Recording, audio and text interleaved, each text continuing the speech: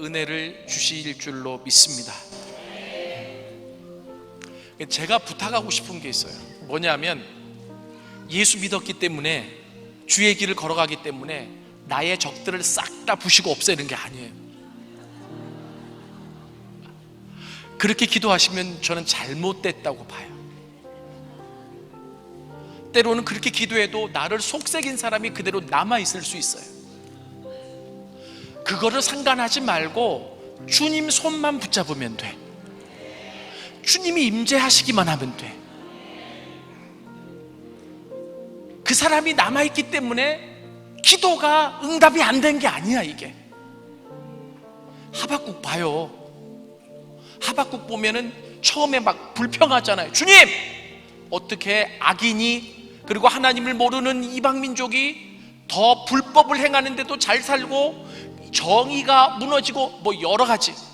그런데 나중에 하나님이 비밀을 깨닫게 하시니까 놀라운 찬양을 하잖아요. 무화과 나뭇잎이 마르고 우리의 소가 없어도 난 여호와로 인하여, 아시겠죠? 이게 주의 길 가는 사람이에요. 하나님, 제 꼴 보기 싫어요. 쟤 좀 없애주세요. 하나님 안 없애요. 마지막 심판 때까지. 이해되세요? 하나님의 가장 큰 바람이 있어요. 내가 하나님이 창조하셨던 그 형상과 모습대로 빚어지는 거예요. 다시 회복되는 거예요. 믿습니까? 그러기 위해서 필요한 게 있어요. 우리는 별로 잘나지 못했으면서도 내 안에 자고함이 있고 긍지가 있어요. 하나님 앞에 철두철미하게 무너지지가 쉽지가 않아. 언제 무너집니까? 실패했을 때, 내 힘의 한계가 있을 때. 그죠? 그래서 하나님 나를 사랑하시기 때문에 아람을 두시는 거라고요. 아시겠어요? 그래서 주의 길이 그렇게 형통한 고속도로가 아니라고 제가 몇 번을 말씀드리잖아요. 지금 내 삶이 답답하고 힘든 것은 다른 사람, 그리고 뭐 나라의 지도자 이 때문이 아니에요. 내가 주님과 동행하고 있지 못하기 때문이에요. 주님 손을 붙잡고 있지 못하기 때문이다, 이거예요. 아까 그래서 제가 마지막에 원고를 좀 읽어드릴게요. 요거 읽고 마치려고 했는데 너무 시간이 없어서 그냥 마쳤거든. 들어보세요. 나를 따라오너라. 주님의 부르심은 예수의 길로 들어서는 초청이다. 이 초청은 자아의 자리를 떠나 부모와 형제와 익숙한 집과 소유를 떠나라는 말씀이기도 하다. 나 중심의 세상에서 떠나야 예수의 인도하심을 볼 수 있기 때문이다. 자아를 찾는 길이 아니라 자아를 비우는 길이며 전혀 새로운 하나님의 존재 양식에 내 중심을 내어드리는 길이다. 우리는 익숙한 곳을 떠나 하나님을 만나도록 초대받았다. 하나님을 만나 그분 안에서 참 자아를 발견하도록 초대받았다. 강조점은 내가 아니라 주님께 있다. 그때 새로운 세상이 열리며 새 사람이 되고 새 이름을 얻는다. 아브라함은 아브라함이 되었고 사울과 시몬은 예수의 길에 서서 바울과 베드로가 되었다. 주님이 이 이름이 바뀌어진다라고 하는 것은요, 천주교식으로 세례명이 있어야 된다는 얘기가 아니고요, 유대인들에게 이름이라고 하는 것은 그 사람의 삶 자체, 실존 자체를 의미하거든요. 이름을 바꿔주셨다라고 하는 것은 나를 변화시켜 주셨다는 거예요. 예수의 길에 들어서서 이 길을 지속적으로 걸어가다 보면 주님이 내 길을, 내 삶을 바꿔주십니다. 아멘. 그러니까 내가 예수의 길을 잘 가고 있는지 없는지 알 수 있는 방법 중에 하나가 변화가 있느냐예요. 내 삶에 변화가 있느냐, 주님 붙잡고 변화가 있느냐 없느냐가 굉장히 중요한 관건이다. 자, 이제 제가 두 번째로 강의할 내용은 바로 뭐냐면 첫 번째는 전체적인 개관이었고요, 집으로 돌아가야 된다고. 두 번째는 출발점이에요. 이 예수의 길은 출발점이 있고 종착점이 있어요. 예수의 길의 출발점은 무엇일까요? 오늘 이것만 설명드리려고 그래요. 이 출발점은 회심과 세례, 이 종착지는 하나님 나라예요. 완성됨. 자, 이 길을 쭉 걸어가는 게 예수의 길이에요.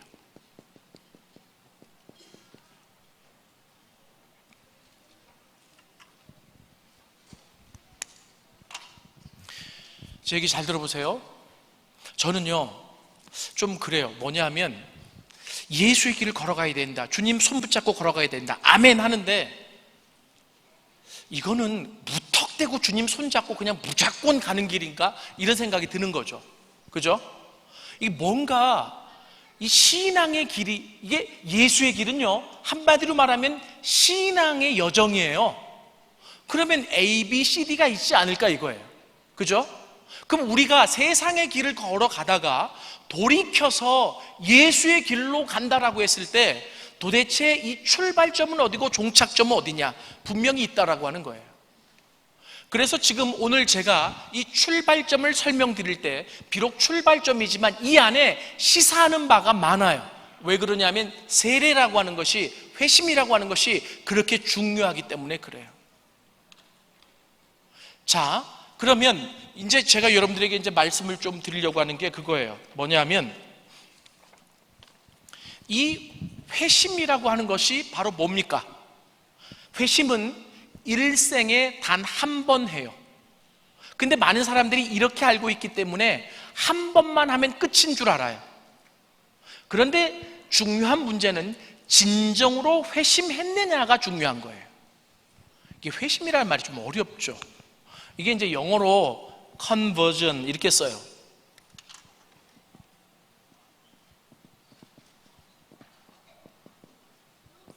이게 이제 회심이라고 하는데, 이 con이라고 하는 것은 together, 함께 뜻이 있고, 이 word, 이 VR이라고 하는 이것은 turning, 바꾸다라는 의미가 있어요. 그리고 SION은 명사형이고, 그래서 원래 이 컨버전의 의미는 바로 뭐냐면 돌이키는 거예요. 내 모든 힘을 다해서 돌이키는 거예요. 내가 가던 길에서 돌이키는 게 회심이에요. 실은 신학적으로도 학문적으로도 회심을 설명하기가 참 어렵습니다. 그래서 학자들이 이 회심을 가지고 얘기하다 보면 과정적인 회심도 있고 즉각적인 회심도 있고, 그리고 또 이것을 회심으로 봐야 되느냐 안 봐야 되느냐 논란도 많아요. 그래서 회심이 이 기독교 신앙에 너무나 중요하기는 한데 참 설명하기가 어려워요. 그래서 제가 여러분들에게 오늘 말씀드리려고 하는 것은 뭐 학문적으로 이런 게 아니라, 회심이 뭐냐? 내가 가던 세상의 길에서 돌이키는 게 회심이에요. 회심은 사람마다 다양하게 일어날 수 있어요. 이해되세요? 여러분 성경에 보면 바울의 회심이 3번이나 나와요. 그것은 바울이 회심했던 바가 어떻게 보면 그 이야기가 신앙의 모형이 된다라고 하는 것을 가르쳐 주기 위함이 아니고요, 그 회심을 통해서 바울이 깨닫게 된 게 있어요. 하나님의 음성을 듣잖아요. 근데 하나님의 음성이 뭐라 그러는 거예요? 사울, 네가 걸어가고 있는 길이 잘못된 길이다. 그거 가르쳐 주잖아요. 그래서 그 길에서 돌이키라는 거죠. 이 사울이 너무나 엄청난 일을 했단 말이에요. 왜요? 예수 믿는 자들을 잡아가지고 죽이고. 여러분 실은 살인자예요. 네? 바울이라고 하는 영화를 보셨는지 모르지만 그 영화 말미에 보면 이 바울이요 막 이 환상 아닌 이 환상을 보는데 뭐냐면, 자기가 사울일 때 죽였던 그리스도인들이 자기 꿈에 막 나타나는 거예요. 얼마나 힘들었겠어요. 자기가 잘못한 일이라는 것을 주님을 만나고 더 깊게 알았는데, 그죠? 그래서 이 바울의 회심이 3번이나 사도행전에 나오는 것은 뭘 의미하는 거냐면, 이 바울의 회심이 모형이다, 모범이다 이런 의미가 아니라 회심이라고 하는 것은 바울처럼 잘못된 길에서 돌이켜 하나님이 원하시는 길로 들어서는 거다라고 하는 확실한 메시지를 전달해 주기 위함이라. 아시겠어요? 그러면 이 회심이라고 하는 것은 일생에 한 번 일어나는 일이지만 어떻게 일어나요? 회심은요, 이게 돌이킬 회자에다가 마음 심자예요. 우리의 마음이 돌아서는 거예요. 세상을 주인으로 삼아서 그 길을 걸어가던 우리의 마음, 우리의 모든 삶의 전 존재를 돌이키는 게 회심이란 말이에요. 그러니까 한마디로 쉽게 얘기하면 여러분들이 예수님을 내 삶의 구주와 주인으로 모셔드렸으면 회심한 거예요. 이해되세요? 쉽게 얘기하면 학자들은 여기서 이제 더 여러 가지 학문적인 얘기를 붙이지만 오늘의 주제는 그게 아니에요. 내가 가던 그 길에서 내 삶의 전체적인 방향을 틀었느냐, 이게 중요한 거예요. 틀어서 내가 주님이 원하시는 그 길로 들어서겠다라고 작정했으면 여러분들은 예수의 길로 들어선 겁니다. 믿습니까? 제가 아까 서두에 전체적인 얘기를 하다가 뭐라고 얘기했냐면 그리스도인들은 모두 다 예수의 길을 걸어가는 자입니다. 특별한 사람들, 그리고 엄청난 사람들만 이 예수의 길로 걸어가는 게 아니라 모든 그리스도인들은 다 예수의 길로 걸어가는 사람. 뭘 전제로 얘기하냐면 그리스도인들은 회심한 사람이라는 것을 전제로 얘기한 거예요. 그런데 그리스도인이라고 생각했는데 아직 회심을 안 했어요. 그러면 아직 예수의 길로 들어서지 않은 겁니다. 왜냐하면 그리스도인이라고 하는 명칭은 아무나 뭐 쓴다고 쳐요. 그러나 진정한 그리스도인들의 출발은 회심과 세례에서 시작하기 때문에 그래요. 이해되세요?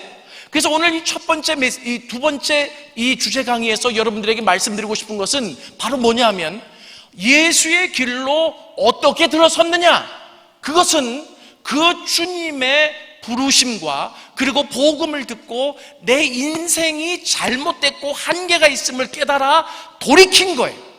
주님, 내가 내 삶의 방향을 틀어서 이제는 주님 따라가겠습니다. 믿습니까? 이게 왜 중요한 줄 아세요? 예수의 길을 가다가 길을 잃어버려놓고 주님은 왜 나 이렇게 힘들게 하신데 왜 맨날 물을 안 주고 고기를 안 줘? 이 출애굽해서 광야 가던 이스라엘이 했던 얘기 아니에요? 하나님 나 사랑하는 거 맞아? 정말 너무하시네. 자, 이게 깊어지면서 주님에 대한 원망이 깊어지면서 주님에 대한 불신이 쌓이면서 주님의 길을 의도적으로 탈퇴할 수도 있단 말이에요. 그때 여러분들이 아셔야 될 게 있어요. 뭐냐 하면 내가 결정한 거예요. 내가 내 삶의 방향을 주님께로 틀겠다라고 내가 결정했어요. 그리고 주님 앞에 내 삶을 주님께 드렸어요. 아시겠어요? 내가 가겠다고. 주님이 기다리고 계셨지만 그 길을 내가 결정하고 내가 결단해서 그 길로 들어선 거예요. 그래서 시작이 중요한 거예요. 주님이 초청하시지만 그 초청하시는 길에 들어서는 것은 나의 전인격적인 결단을 통해서 가능한 일이다. 아멘. 나는 그래서 오늘 이 자리에 나는 내 인생에 내가 예수를 믿어왔고 그리고 내가 아까 누가 그러더래요. 모태신앙이 이제 한번 일어나야 될 때가 됐다고. 저는 기독교 3대인데 맨날 이렇게 당하고만 있을 수는 없다. 그런데 그게 그냥 들어선다 일어서 예수 잘 믿어야 그게 되는 거죠. 예? 여하튼간 중요한 것은 뭐냐 하면 내 인생을 한 번도 주님께 드리겠습니다.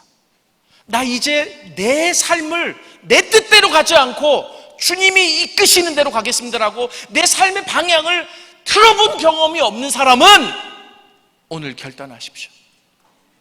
오늘 이 밤에 주님 앞에 진정으로 회심하는 일들이 있었으면 좋겠어요. 회심이라고 하는 그리고 그 증표로 우리가 행하게 되는 세례가 없이는 이 그리스도의 길, 예수의 길로 들어선 자들이 아니라는 거예요.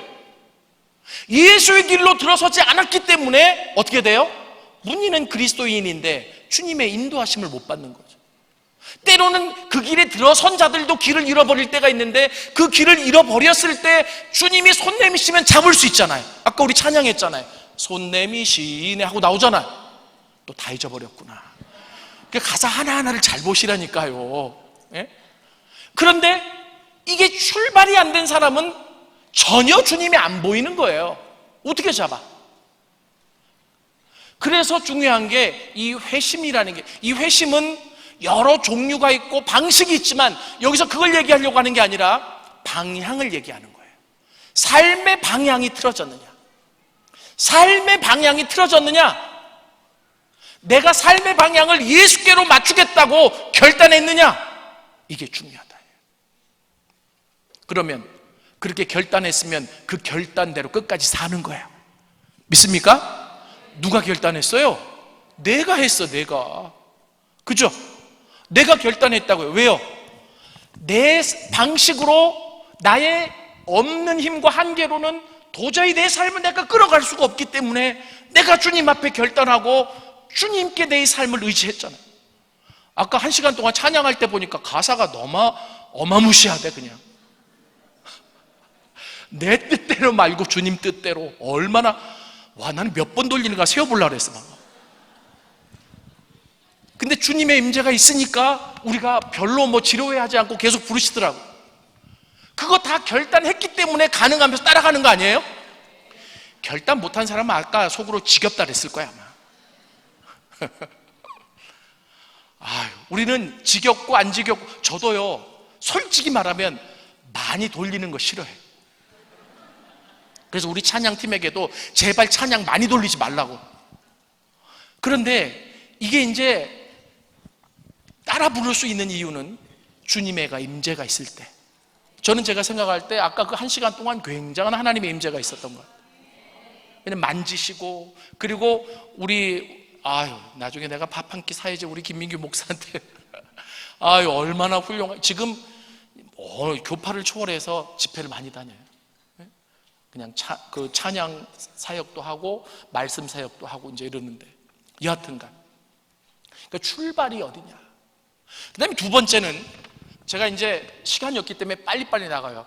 이 중요한 주제를 1시간 동안 해야 되는데 이게 1시간도 안 되고 20분에 시작했으니까 지금 40분 만에 맞춰야 되잖아요. 말도 안 되는 거라서 한 50분 하려고 그래요. 그러니까 잘 보세요. 두 번째는 세례예요.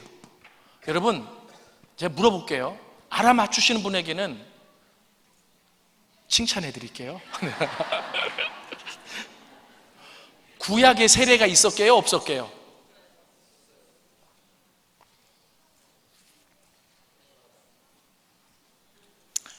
자, 공식적으로 시간이 없으니까 넘어갈게요. 구약에는 정결 예식은 있었지만 세례는 없었어요. 이 세례라고 하는 말이 신약에 나와요. 근데 그러면 나한테 꼭 물어보는 사람이 있어요. 뭐냐면 세례 요한. 세례 요한은 구약의 사람이거든. 구약의 마지막 선지자예요. 신약은 예수님부터 시작됐거든. 같은 시대에 살았어도. 그잖아요. 이 있어요? 이 있으면 이따 나 찾아와요. 그러면 이 세례라는 게 뭐냐? 내가 내 삶을 틀었기 때문에 그 상징적인 행위로 하나님 앞에 내 가슴 속에, 내 머리 속에 어떻게 보면 못 박는 행위가 세례. 그런데 재미난 것은 세례를 이해하려면 어디로 가야 되냐면 요단강으로 가야 돼. 이게 질문이에요. 왜 요단강으로 가야 되는지 알아맞추면, 그 제자도의 발자취라고 하는 책을 아까 김경환 목사님이 얘기했죠. 선물로 사인해서 드릴게요. 왜냐하면 지금이 집중을 안 하면 좀 졸릴 시간이야. 왜 요단강까지 가야 될까요? 거봐, 못 알아보시잖아요. 제가 빨리 얘기할게요. 나만 장군 아시죠? 그죠? 아람의 장군이었어요. 그런데 문둥병자였죠. 그죠? 그런데 그 나만 장군이 그 문둥병을 아무리 해도 고치질 못했어요. 그죠? 그랬을 때에 그 집에 있는 이스라엘의 여종의 말을 듣고 엘리사를 찾아옵니다. 그죠? 그랬을 때 그 엘리사가 뭐라 그래요? 요단강에 가서 7번 물에 잠궈서 씻고 오라 그래요. 처음에 성질을 냈어요, 안 냈어요? 나도 이해를 안 가. 왜냐하면 지금 아람군의 나만 장군은 지금 어떻게 보면 이스라엘이 그 아람의 지배를 받고 있었기 때문에 지금 개선 장군으로, 그리고 어떻게 보면 승리한 장군의 입장에서 지금 온 거예요. 아니, 그렇지 않더라도 높은 사람이 왔으면 좀 예의를 갖춰서 얘기해 줄 수 있잖아. 왜 그랬을까요? 왜 나와 보지도 않아. 그리고 가서 요단강에 가서 7번 씻고 오라 그래요. 그죠? 왜 그랬을까요? 난 주일학교 때 여기까지 들었어, 여기까지. 왜 그랬을까요? 여러분, 이유가 있어요. 잘 들으셔야 돼요. 이것은 그냥 그 사람을 고치는 행위가 아니에요. 자, 병자를 고치시는 것은 하나님이 원하시는 일이기도 해요. 근데 그 인간의 힘으로 고칠 수 없는 병자를 고친다라고 하는 것은 하나님의 관계 안으로 들어오는 행위예요. 이해되세요? 그런데 중요한 것은 지금 이 아람의 나만 장군은 그 나라에서 섬기는 림몬이라고 하는 신을 섬기고 있었어요. 그런데 자기 나라의 그 신이 최고인 줄 알아요. 근데 그 신도 나만의 문둥병은 못 고쳐줘. 그래도 지금 고치겠다고 그 젊은 여종의 말을 듣고 오기는 했는데 아직 그 마음속에는 뭐가 있느냐면 우리나라의 신이 최고고 우리 문화가 최고고 우리께 최고야. 그러니 너희가 믿는 신이 나를 고칠 능력이 있다라고 한다면 한번 보여줘봐. 자세가 어때요? 지금 굴복하려고 하는 자세가 아니에요. 하나님과의 관계 안으로 들어오려고 하는 자세가 아니에요. 이해되세요? 그래서 지금 엘리사가 가르쳐 주는 것은 바로 뭐냐면 하나님은 문둥병도 고치고 어떤 병도 다 고칠 수 있는데 그 고침이라고 하는 것은 하나님의 목적 있는 행위예요. 그러면 이방, 하나님을 알지 못하는 이방 사람에게 그 치유를 행하기 위해서 이 엘리사가 먼저 가르쳐 주고 싶었던 것은 하나님이 어떤 신이신지, 하나님이 어떤 분이신지, 왜 이것을 고칠 수 있는지를 가르쳐 주고 싶었어요. 여러분, 이 나만 장군은 뭐라고 얘기하냐면 이렇게 얘기해요. 내 생각에는 그가 내게로 와서 그의 하나님 여호와의 이름을 부르고 그의 손을 그 부위 위에 흔들어 나병을 고칠까 하였도다, 이렇게 얘기해요. 그러니까 여기 보면 나만의 생각이 있는데 그 생각이 바로 뭐냐면 하나님을 뭐라고 부르냐면 그의 하나님 여호와라고 불러요. 그의 하나님 여호와. 이해되세요? 자기와 상관없는, 그러니까 내 병만 고칠 수 있는. 그런데 하나님이 고쳐도 그렇게 된 사람 고치면 자기 기세가 등등하지. 아까 얘기했죠. 하나님의 목적은 하나님의 형상과 모습대로 지음받은 인간을 회복시키시는 일이에요. 그럼 그 사람이 지금은 아직 시기적으로 이스라엘에게 하나님의 초점이 맞춰져 있다고 할지라도 이방인에게 하나님의 이적을 기적을 베푸신다면 그 사람 역시 하나님을 똑바로 알아야 될 거 아니에요. 그죠? 그래서 이 엘리사가 요단강에 가서 7번 들어갔다 물에 나와라 이래. 그럼 요단강은 왜 요단강이에요? 예? 요단강은요 별로 볼품이 없어요. 아람의 강들에 비하면. 나아만 장군이 직접 그 얘기를 합니다. 그러니까 이 나아만이 생각할 땐 첫 번째, 야 나를 푸대접하네. 두 번째, 그 깨끗하지도 않은 그렇게 큰 강도 아닌 그 강이 무슨 효력이 있다고. 그리고 세 번째, 야 정말 내가 병 하나 걸렸다고 날 무시하는구나. 여러 가지 생각이 들었겠죠. 그래서 성을 내고 돌아가려고 하는데 그 같이 왔던 종들이 말려요. 그러면서 그러지 말고 제발 한번 좀 같이 가보시라고. 아니 지금 죽게 됐는데 무슨 말을 못 듣겠느냐고. 그리고 나서 가서 요단강에 7번 들어갔다 나왔다 하죠. 그죠? 그리고 올라왔더니 어떻게 돼요? 그의 살이 어린 아이와 어린 아이의 살처럼 깨끗하게 됐어요. 그때 나아만 장군의 고백이 나오는데 어떻게 나오냐면 이렇게 나와요. 내가 이제 이스라엘 외에는 온 천하에 신이 없는 줄 아나이다. 하나님만이 신이라는 거예요. 이해되세요? 여기에 아주 굉장한 이 비밀이 내포가 되어 있어요. 그게 바로 뭐냐면 이 요단강은 이스라엘에게 있어서 세례를 예표하는 강이에요. 왜 그러냐면 하나님이 언약을 주시고 모세에게, 그죠? 그리고 그 언약대로 그 백성을 인도해서 가나안 땅으로 들이실 때에 마지막 관문이 요단강이었어요. 그죠? 그리고 이스라엘의 각 지파의 대표를 불러다가 그 요단강에 있는 그 돌을 꺼내서 그 길갈, 반대편 길갈에 세우고 하나님이 너희에게 어떤 일을 하셨는지 보라는 거 아닙니까? 그럼 그것을 볼 때마다 뭘 생각하겠어요? 하나님은 우리와 언약을 맺으시고 그 언약을 반드시 이루시는 분이라고 하는 의미가 그 안에 있겠죠. 이스라엘은 그 돌을 보면서 결국 이 광야에서 힘들고 어려웠지만 하나님은 언약대로 우리를 그 약속의 땅으로 인도하셔서 이제 그들이 온전한 하나님의 백성이 되고 자유함을 얻게 된 그 일들을 상기하게 된 거예요. 이해되세요?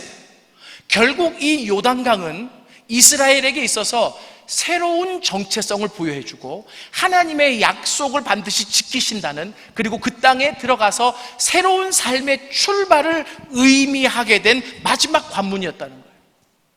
이해되세요? 지금 엘리사가 그것을 기억하면서 이스라엘에게 요단강을 건너 새로운 정체성과 그리고 새로운 삶이 주어졌듯이 나아만이 문둥병이 걸렸는데 당신에게도 새로운 삶과 새로운 정체성이 주어지기 위해서는 우리 민족이 하나님의 은혜로 그 강을 건넜듯이 당신은 그 강에 들어가서 7번 들어갔다 나왔다 해야 돼. 그 뭐냐면 요단강에서 자신의 옛 모습을 버리고 그리고 하나님과 새롭게 언약을 맺는, 하나님을 새롭게 아는 그 지식이 생겨나야 된다는 거예요. 이게 바로 세례 예표예요. 이해되세요? 그리고 나서 시간이 쭉 흘러가지고 어떻게 되냐면 예수님이 오시기 전에 세례 요한이 어디서 세례를 줍니까? 요단강에서. 이제 물어봅시다. 이것도 알아맞히면 제가 책 드릴게요. 밤 늦었으니까. 왜 요단강에서 세례를 줬을까요? 제가 아까 얘기했죠. 구약에는 세례가 없었어요. 그러면 이 세례 요한이 세례를 줬다는 것은 무슨 의미예요? 여기에 중요한 이유가 있습니다. 세례 요한이 가만히 보니까 말라기 선지자 이후로 400년 동안 영적인 암흑기였단 말이에요. 그죠? 이렇게 살다가는 이 민족에게 희망이 없어요. 그래서 그 백성들에게 하나님의 말씀을 외치며 이제 400년 만에 하나님이 구약의 마지막 선지자로 지금 세례 요한을 세우신 거 아닙니까? 그죠? 그래서 하나님의 말씀을 외치면서 그들에게 얘기하는 거예요. 우리 선조들이 요단강을 건너서 그 언약을 성취하시는 하나님을 경험하고 새로운 정체성을 얻고 새로운 출발을 하게 된 것처럼 여기에서 우리가 다시 이 물을 건너는 행위를 함으로 하나님께 새 언약을 받아 새로운 정체성을 가지고 살아가지 않으면 우리 민족의 미래가 없다. 이해되세요? 그러면 새 언약이라고 하는 이 내용은 어디에서 나온 겁니까? 구약의 선지자들이 예레미야, 에스겔이 하나님이 그 민족과 새 언약을 맺어주실 것이라고 예언을 하셨잖아요. 이해되세요? 그 사실을 받아들이고 이 세례 요한이 그 요단강에서 세례를 베풀었던 거예요. 세례가 뭔지 모르지만 그 민족의 전통 안에서 요단강이 가지고 있었던 그 요단강을 건너면서 그 이스라엘이라고 하는 이 민족이 한 민족 공동체로 온전히 서서 완전한 주체성을 행사할 수 있었던 그 때를 떠올리면서 하나님, 이 요단강에 들어갔다가 다시 나옵니다. 하나님, 우리의 힘으로는 더 이상 새롭게 되어질 수 없사오니 하나님이 우리에게 약속하신 새 언약을 이 요단강에 들어갔다가 나왔을 때 주심으로 새로운 정체성을 받아 새로운 길을 걸어가 주님의 뜻을 이루는 백성이 되게 하옵소서. 이 의미로 세례를 베풀기 시작한 거예요. 근데 재미난 게 있어요. 뭔지 아세요? 모세와 세운 언약은 하나님이 그 언약을 이루시기 위해 여호수아라고 하는 지도자의 대를 이어서 결국 여호수아를 통해 이 가나안 땅에 들어가게 하셨죠. 그죠? 그런데 세례 요한이 요단강에서 그렇게 물 세례를 베풀며 그들에게 새로운 정체성과 새 언약의 백성의 합당한 모습을 갖추라고 세례를 주었을 때 그들은 그 세례를 받고 새로운 지도자가 필요했어요. 그 새 언약을 그때 새 언약을 이끌 새로운 지도자가 나타났는데 신약의 여호수아예요. 예수입니다. 별로 안 놀라시는데 예수의 이름이 예수아예요. 여호수아. 구약의 여호수아 이름하고 똑같아요. 이제 조금 놀라세요? 아주. 그래서 모세가 횃불을 여호수아에게 건네면서 그 여호수아가 그 횃불을 이어받아 정통성을 계승해 하나님의 언약대로 그 백성들을 가나안 땅으로 데려갔듯이 이제 구약의 마지막 선지자인 이 세례 요한이 자기가 이 우리 백성이 이제는 새롭게 새 언약으로 변화되지 않으면 더 이상 소망이 없습니다라고 외치며 그 세례 아닌 세례를 베푸는 행위를 하며 이들에게 새 언약을 주셔서 새로운 정체성을 가지고 살아갈 수 있도록 새로운 지도자를 하나님이 허락하셨는데 신약의 여호수아예요. 그분이 예수입니다. 믿습니까?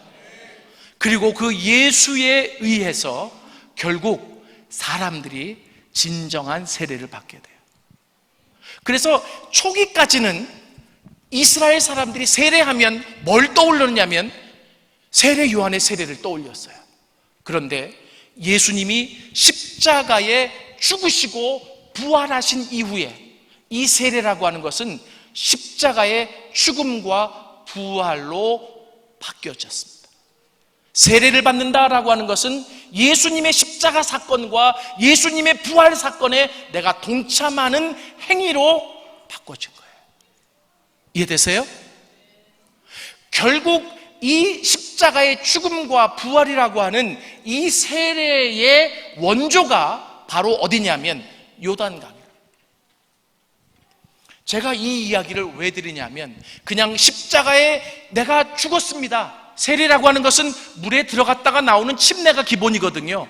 물에 들어갔을 때 나는 죄에 대해서 죽은 자입니다. 근데 다시 나올 때 나는 예수에 대해서 다시 살아나 하나님과 연합한 자입니다. 이 의미가 세례에 있거든요. 그게 바로 십자가의 죽음과 부활을 예표하는 거예요.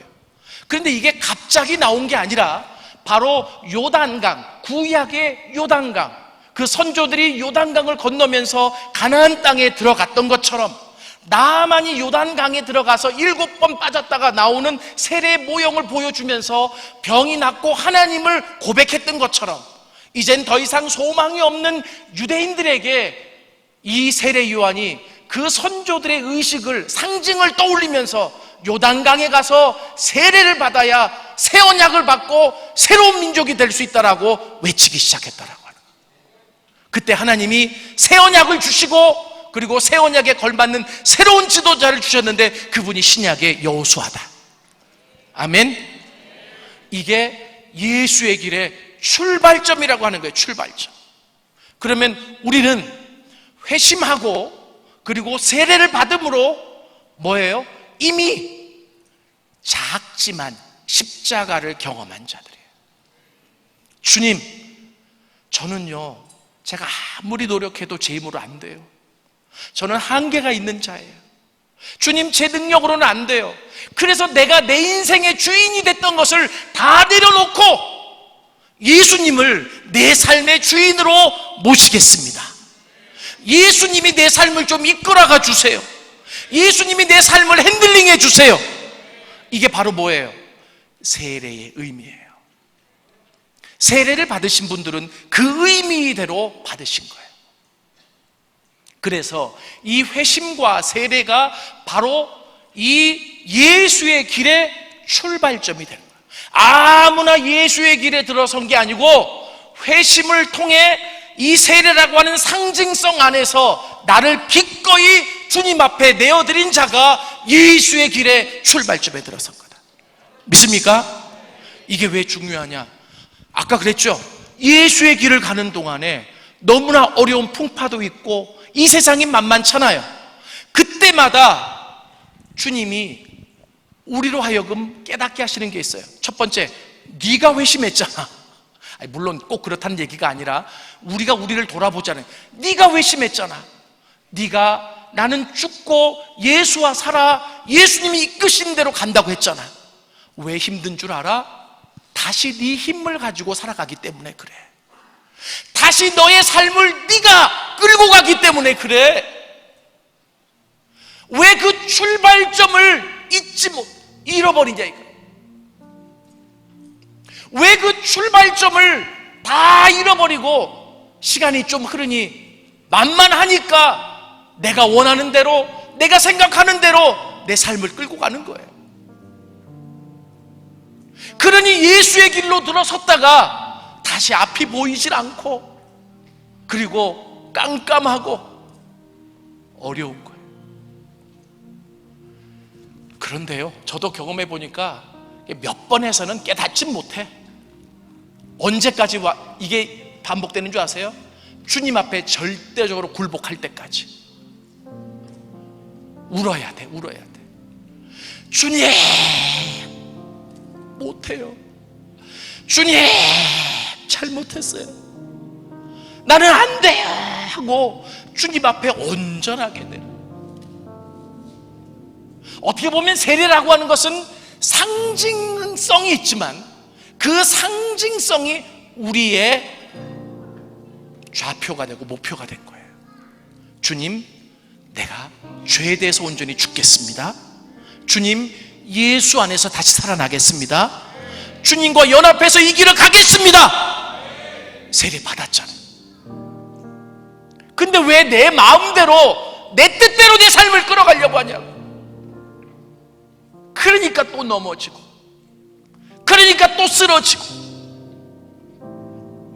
그래서 주님이 준비해 두신, 아까 얘기하면 아라무를 통해서 우리를 치시는 거죠. 나는 그렇게 생각해요. 제가 맞으면 아플 텐데 주님이 내가 생각하는 것보다 더 아파하실 것 같아. 그런데 나를 살리기 위해서는 할 수 없어. 나를 살리기 위해서 내가 우는 것보다 그분이 더 많이 우실지도 몰라. 어떤 일을 해도 주님은 나를 포기하지 않아요. 예수의 길 선교사만 간다고요? 예수의 길 목사님만 간다고요? 회심하고 세례받은 모든 사람은 예수의 길로 들어선 사람들입니다. 결단한 대로 살아가자고요. 이게 제 얘기가 아니에요. 로마서 6장에 보면 바울이 그 얘기를 해요. 너희가 세례받았을 때 이미 죽은 자들이 아니었더냐?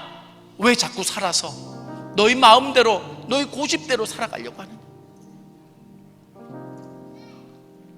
그래서 예수의 길에 가장 중요한 것은 첫 출발점이라는 거예요. 아버지 집으로 다 가고 싶지. 그런데 회심하지 않고 세례라고 하는 상징을 내 마음속에 깊이 박아두지 않고는 갈 수 없는 길이 이 길이에요. 주님, 너무 답답해요. 왜 우리 자식은 계속 시험 보는데 떨어지죠? 내가 그렇게 기도하는데. 남의 얘기가 아니라 우리 집 얘기였어요. 주님, 도대체 어떻게 해야 삽니까? 제가 아까 김민규 목사 찬양을 하면서 참 마음속에 기뻤던 것은 절대적인 굴복, 내 뜻대로가 아니라 주님 뜻대로. 아까 계속 따라 부르시대. 내 원대로 마시고 주님 원대로, 주 뜻대로 계속 반복했잖아요. 그 고백이 우리 안에 진정하게 있어져야 주님의 손잡고 갈 수 있는 길이 예수의 길이에요. 아멘. 한번 갈 수 있으면 가봐요. 내 길대로 다시 돌아올 거예요. 얼마 못 가서. 그래서 고백하는 거예요. 비바람이 불어도, 주님 눈보라가 몰아쳐도 이 길 아니면 갈 길이 없기 때문에, 그리고 아버지 집에 돌아가야 참된 쉼과 만족이 있기 때문에 주님 그 길 걸어가겠습니다. 그 길 돌아가겠습니다. 아멘. 저는 이 말씀을 준비하면서 다시 한번 엘리사를 생각했어요. 나에게 나만 장군이 오면 나는 그렇게 못할 것 같아. 난 사람을 그 매정하게 딱 자르는 것을 잘 못하거든. 어떻게 그렇게 할 수 있었을까? 두 번째, 세례 요한을 다시 생각했어요. 구약의 사람인데 그 선조들이 요단강이라고 하는 그 강의 의미를 어떻게 활용했는지를 보면서 400년 동안 영적인 암흑기를 겪었던 하나님의 백성들이 살아날 수 있는 방법은 세례를 받는 일밖에 없다. 아멘. 새 언약을 받아 새로운 지도자 밑에서 다시금 인도하심을 받아야 된다.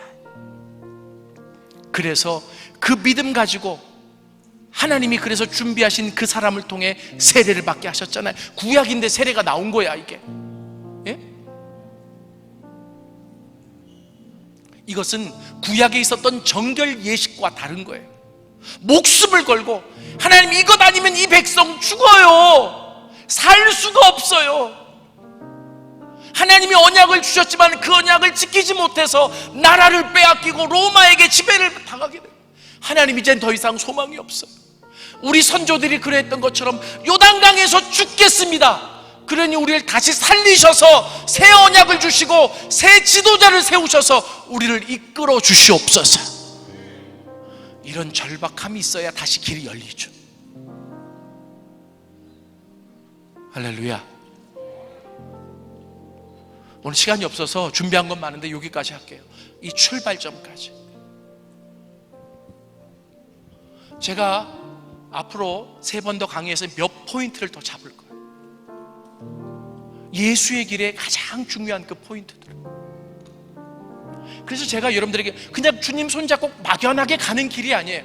출발점이 있고 거쳐야 될 지점들이 있어요. 스팟이.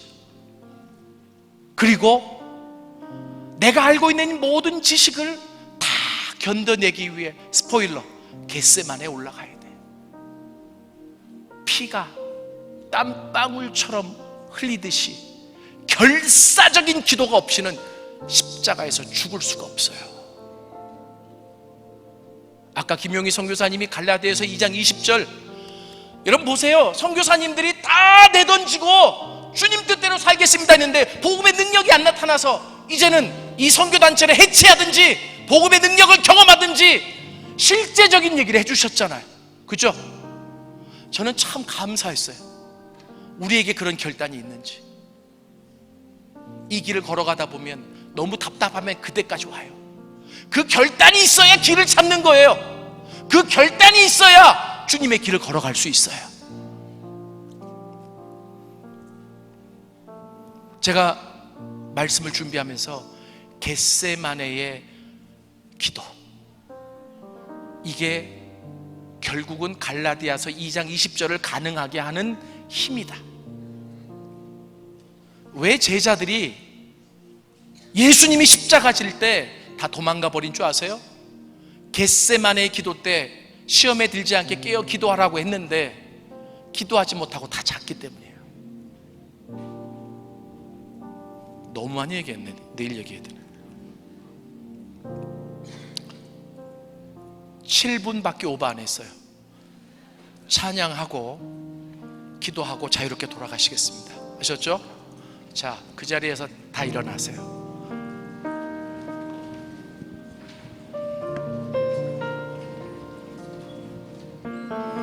가사를 생각하면서 오늘 저는 말씀을 그냥 선포했지만 성령께서 여러분 각자에게 주신 그 메시지의 의미를 생각하면서 우리 같이 한번 찬양하겠습니다. 이 불을 좀 꺼주세요. 앞에 거만 빼고 같이 한번 찬양합시다. 찬양단 앞으로 나오세요.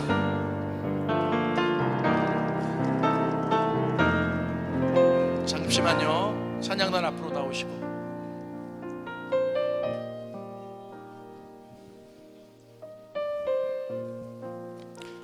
예수의 길은 그리스도인이라면 누구든지 걸어가야 될 길이고, 그리고 집을 잃어버린 자들이 집으로 돌아가는 길이다. 그러나 이 길은 출발점이 있다. 그 출발점은 회심과 세례다. 억지로 밖에 한 게 아니잖아요. 내 의지적인 결단입니다. 그 결단을 지켜가는 과정이 신앙의 성장의 과정이기도 합니다. 오늘 들었던 말씀을 생각하면서 같이 한번 찬양하며 나갑니다. 가사 띄워주시죠.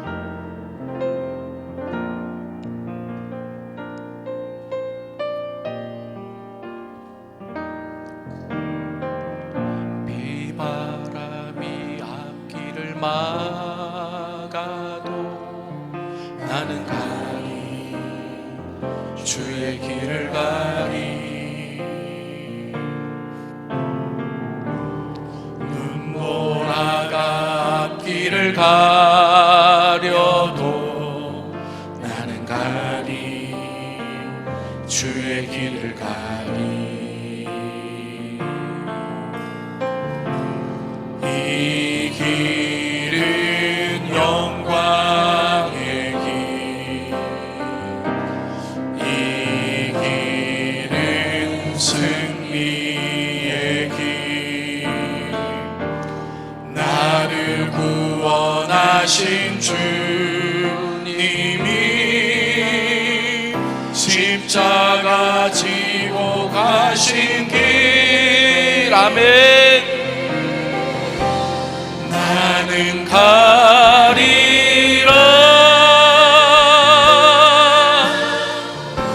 주의 길을 가리라. 주님 발자취 따라 나는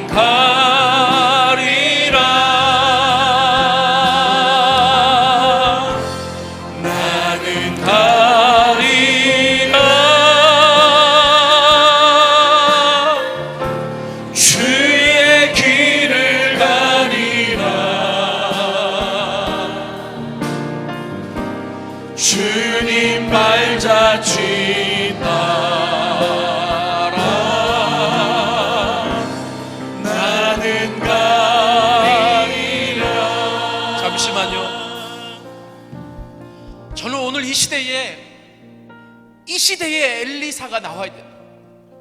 오성 장군이 찾아와도 그 하나님이 어떤 하나님이신지, 그리고 그 하나님을 어떻게 만날 수 있는지, 이 세례의 회심의 중요함을 가르쳐 줄 수 있는 선지자, 하나님의 사람.